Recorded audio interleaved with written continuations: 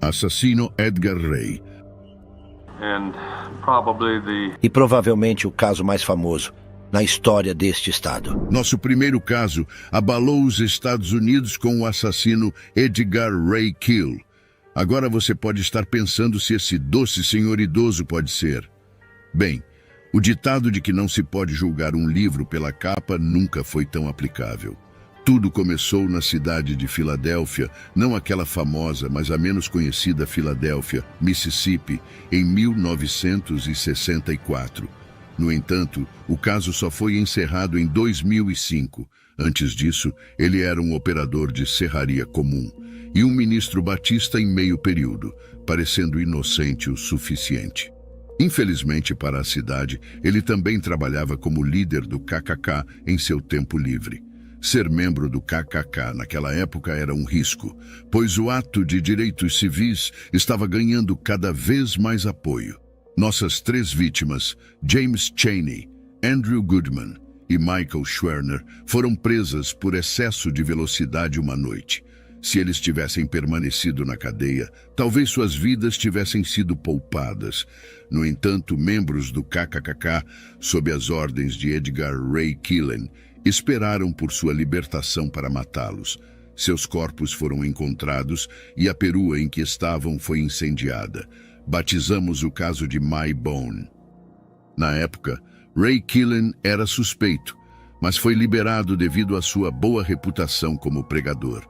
No entanto, o caso foi reaberto em 2005, quando um ex-membro auxiliar do KKK, Mike Hatcher, testemunhou que Killen se gabou para ele sobre os 3 assassinatos no dia seguinte ao ocorrido.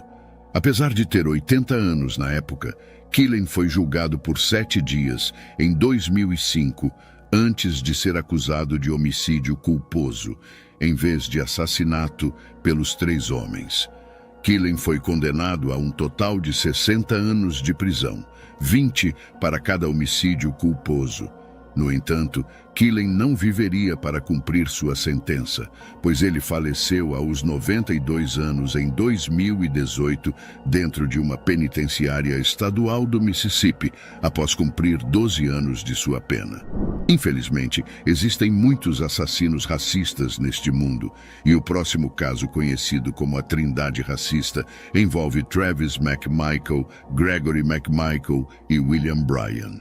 Em um dia ensolarado de fevereiro de 2020 no condado de Glynn, Geórgia, os 3 culpados distorceram a versão da lei em suas próprias mãos ao verem Ahmaud Arbery correndo pacificamente. Greg McMichael, um policial do condado de Glynn e investigador do escritório do procurador do distrito do Circuito Judicial de Brunswick, e seu filho, decidiram sem hesitar que Ahmaud era suspeito de assaltos locais. Em vez de iniciar uma investigação adequada ou simplesmente conversar com ele, os 3 homens entraram em um carro e ignoraram toda a racionalidade. Eles pegaram uma pistola Magnum Point .357 e uma espingarda calibre 12 e foram diretamente atrás de Arbery. Arbery foi baleado 3 vezes pela espingarda do filho de Gregory, Travis McMichael. A polícia chegou rapidamente ao local, mas a sorte estava ao lado dos 3 homens, pois eles continuavam sendo descartados por falta de causa provável, e vários promotores se afastaram do caso porque Greg McMichael havia trabalhado em seus escritórios. No entanto, após a absolvição de Arbery de quaisquer acusações de assalto, os 3 homens voltaram a ser suspeitos, quando um vídeo gravado por William Bryan mostrou a luta entre Travis McMichael e Ahmaud Arbery, momentos antes de seu assassinato. Pode-se dizer que Bryan acabou incriminando a si mesmo e seus parceiros, e suas ambições de direção os levaram para a prisão. Os 3 homens foram a julgamento e, para surpresa de ninguém, foi decidido que este foi um ataque motivado por racismo. Todos os 3 receberam prisão perpétua por assassinato qualificado e agressão agravada, enquanto Travis também foi acusado de assassinato doloso. Travis e Greg não têm chance de liberdade condicional, ao contrário de William Bryan, que terá uma chance após 30 anos. considerando que ele está na faixa dos 50 anos, duvidamos que ele aceite essa oferta quando estiver tão velho assim. Nós, o júri, declaramos o réu Travis McMichael culpado. Nós, o júri, declaramos o réu William R. Bryan culpado. Nós, o júri, declaramos o réu Greg McMichael culpado. Bem, é difícil enxergar um lado positivo na morte injusta desse jovem de 25 anos. No entanto, o caso levou à introdução de legislação de crimes de ódio na Geórgia, então pelo menos ele não morreu em vão, pois essa legislação ajudará a prevenir que outros compartilhem do mesmo destino infeliz e trágico. Já viu alguém passar vergonha e perder o controle em público? Bem, às vezes isso pode se tornar catastrófico, como no caso de Jeremy Christian.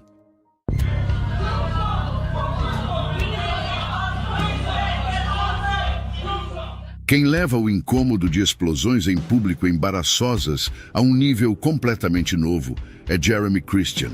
Mas isso não foi apenas uma discussão sobre um recibo de supermercado em maio de 2017. Christian estava em um trem público em Portland, Oregon, e mostrou suas verdadeiras cores racistas. O trem, assim como a maioria das cidades metropolitanas, era diverso, com passageiros de diferentes etnias e religiões, e aparentemente isso foi o suficiente para desencadear a fúria de Christian. Ele começou a fazer discursos raivosos, insultos e até ameaças de morte claramente carregadas de racismo. Na tentativa de defender seus companheiros passageiros, duas pessoas, Talia Mirdin Namkai Meshe e Micah David Cole Fletcher, intervieram para confrontar Christian sobre seu comportamento agressivo e racista. Em uma reviravolta horrível, após algumas trocas de palavras, Christian sacou uma faca e esfaqueou Micah e outro passageiro chamado Ricky Best. A cena do crime foi chocante e Christian fugiu como se nada tivesse acontecido, como se ele não tivesse acabado de tirar a vida de duas pessoas inocentes por causa de seu racismo distorcido.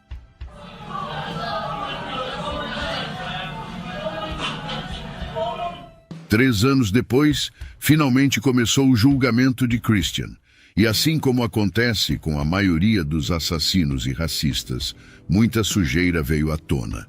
O caso contou com depoimentos de mais de 40 testemunhas e revelou outras acusações, como agredir uma mulher negra no olho com uma garrafa de Gatorade e atacar adolescentes, uma das quais usava um hijab. Quanto ao incidente no trem, a polícia e os tribunais tiveram muito trabalho, pois Christian foi acusado de 2 homicídios, uma tentativa de homicídio, 2 casos de intimidação de 2º grau, 3 contravenções e um porte de arma restrita.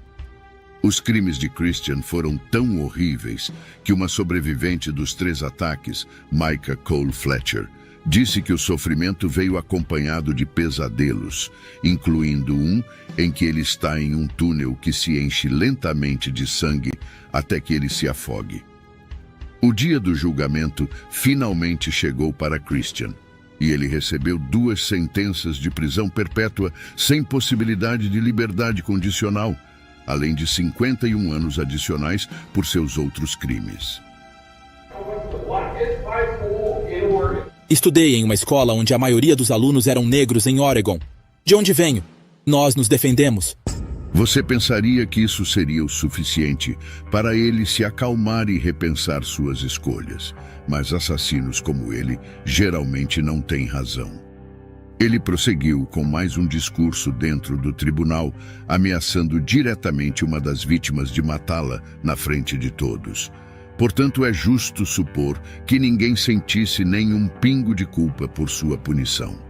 Portland testemunhou não apenas um, mas 2 assassinatos chocantes em nossa lista, sendo o segundo deles o de Russell Courtier. Verdadeiros monstros como Courtier são expostos ao público quando uma simples discussão se transforma em um assassinato desprezível. Tudo começou quando uma briga aleatória eclodiu do lado de fora de uma loja 7-Eleven entre Courtier e outro homem, Larnell Bruce Jr. Essa não era uma briga comum de rua. pois as câmeras de segurança flagraram Courtier correndo atrás de Lionel Bruce com um Jeep e o atropelando brutalmente, causando sua morte. Talvez nunca saibamos o que realmente causou essa briga, mas temos uma boa ideia do motivo pelo qual Courtier faria isso. Descobriu-se que ele fazia parte de uma gangue prisional supremacista branca chamada European Kindred.